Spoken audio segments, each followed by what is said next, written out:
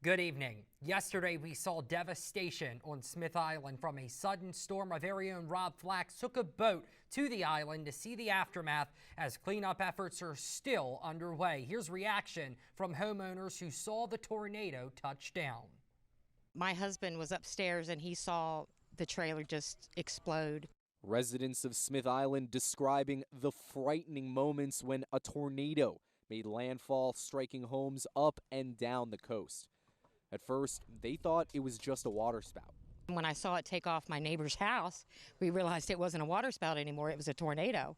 Miraculously, no one was killed despite a very close call in Rhodes Point, where an 88-year-old woman was inside her home when it collapsed around her. She was laying right there in that bed. That's where they found her, and she was unscathed. Not a bone on her body broke. Neighbor Kathy Donaway was one of the first to run into the home. She had debris on top of her. I cleared her face. And this is just one of the many scenes of the destruction here on Smith Island. Somebody's bicycle, somebody's window thrown carelessly across a field of debris. And we're going to actually show you just how much debris there is just thrown everywhere. It is hard to believe that what you're looking at here on the ground is what actually remains of the third floor of a rental property. That entire floor and the attic and everything in it thrown across. Some houses spared, but for others, this is what their fate is looking like today. And as the community rallies together to put it back together, they say they cannot be the only ones out here. They need more help from people off the island. Definitely water, because down below us has no water and no electricity. Some of us in Rhodes Point have electricity and some of us don't. So yeah, definitely water, because if we don't have electricity, you can't run our pumps. And help is exactly what Senator Mary Beth Carrozza says they'll get after seeing the destruction firsthand. We wanted to be here in person because we don't know yet what the requests for assistance will be, but we want to reinforce whatever those requests. I think the real push now is to put that power back on and then move forward with the cleanup and the recovery. But residents say it's already happening as neighbor is helping neighbor to get through a crisis. This just shows you how close everybody is. Everybody pulls together. In Smith Island, Rob Flax, 47 ABC, WMDT. Now, Somerset County Sheriff Ronnie Howard tells us that at this hour, 20 homes and 4 boats have been damaged in total. We will, of course, continue to follow the latest updates as far as damage is concerned on Smith Island and provide it to you as we learn more. Meanwhile, the Ocean Pines Recs and Parks Department will host its first ever Back to School Bash later this month. The event is, of course, sponsored by AmeriGroup. Now, to get in, you'll need to purchase a $10 wristband entry. Then you'll have access to a full range of games, food vendors, and, of course, music. The event will also serve as a backpack and school supply drive with donations given to Worcester County Gold for those in need. Now, organizers tell us this will be a first for the area, and they hope that it comes with success. Decided to give back. I'm finally in a position to do the same things that people did for me as a kid, so it's nice to return that favor. So it might be a nice opportunity to have like a nice pre-back to school event, just that one last hoorah before school starts.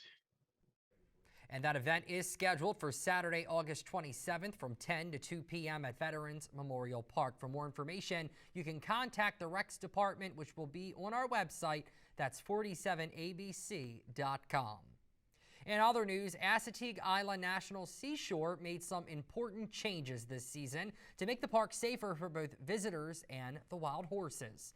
Because of increased visitation to the park, the horse management program decided to make the move. Now, this includes more rangers on the ground and getting 2 more UTVs, which allows them to efficiently respond to incidents on the beach. Another thing that they've added is, quote, red zone areas, which identify places where they've had negative human-horse interactions. Horses biting people, kicking people. On the beach, we've had a few people get trampled. We've had dogs get trampled. But also for the horses' safety, we want to keep them out of the road. We don't want them to get hit by cars. We don't want our horses to be fed. Yeah, we're told that red zones are marked and rangers are being transparent about where those areas are. They also tell 47 ABC that they've seen good responses to the changes overall. All right, let's get to it here. I guess it's time to talk about the weather here across the area. Yeah, boy, yesterday was a tough day, and today too for not just areas in Smith Island, obviously, but for other parts of the area where we experienced a lot of wind damage, a lot of trees coming down. Ulysses Garcia, meteorologist Ulysses Garcia, was out and about today checking out some of that damage and is seeing in the eastern area cleaning up from yesterday. But then more reports this evening of things like this where large branches would come down and kind of block a roadway, close things down, maybe some wires down. That was an issue. And meteorologist Sloan Haynes was out tracking the storm in her neighborhood in Salisbury and caught the hailstorm coming through. And this is right before the storm went severe, the severe thunderstorm warning that was issued as this moved slowly through Delmarva and into southern Sussex County. Had some reports of wires down and trees down as well. As we were taking a look at some heavy weather moving through the area. Joan Coate, this picture from her from Dewey Beach as the storms rolled through, a nice looking shelf cloud there. And Sandra shows us also a nice looking shelf cloud coming out of Ocean View as those big storms are rolling through. Let's go to our weather watchers across the area calling in with finally some comfortable temperatures, because even though this is warm for this time of the night, these 70s have been on the board for a while. Ted Millsboro talking about how nice it is to finally have that 75 with almost 2 inches of rain in the past 24 hours, by the way. Parts of Sussex County really needed that rain. Chucky and Lewis calls in at 74. Fenwick Island, Jolene calls in at 76, and also Josh and Marion Station with the temperature running in the mid-70s. And picked up a few tenths of an inch of rain out of the Somerset County area. Almanac, 91 degrees. That's where we were for a high temperature today out of Salisbury Airport, just a few minutes past 2 o'clock. And then looking at the radar picture here, big rains that were once over top of the western portion of Delmarva, you see kind of just dissipating and falling apart here now that we've made our way well past sunset and lost the heating of the day. Heavier rain still continuing into Accomack County, but happy to tell you that the severe threat here this evening is done. A few showers and storms back into the mix come Saturday to start our weekend. Let's go ahead and put this into motion here in Futurecast. You see 1 or 2 coming in across the bay there toward Accomack County.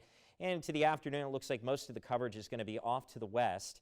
And we'll see the same idea as we go into our Sunday with an isolated shower or thunderstorm. I know you're waiting to see the relief. I've got it for you in the 7-day forecast. Still have several more days to get through with this heat wave, but it's coming. Scattered storms still possible tonight, although there's going to be less coverage, 72 to 77.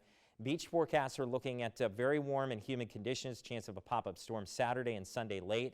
Rip current's going to be low, or at least the threat for the rip current's going to be low this weekend. UV index will be high, but the water temperature is still running comfortable, or at least average for this time of the year. I would say comfortable. It takes a little bit still to get used to that water there off the beach, but 71 to 75 is not too bad.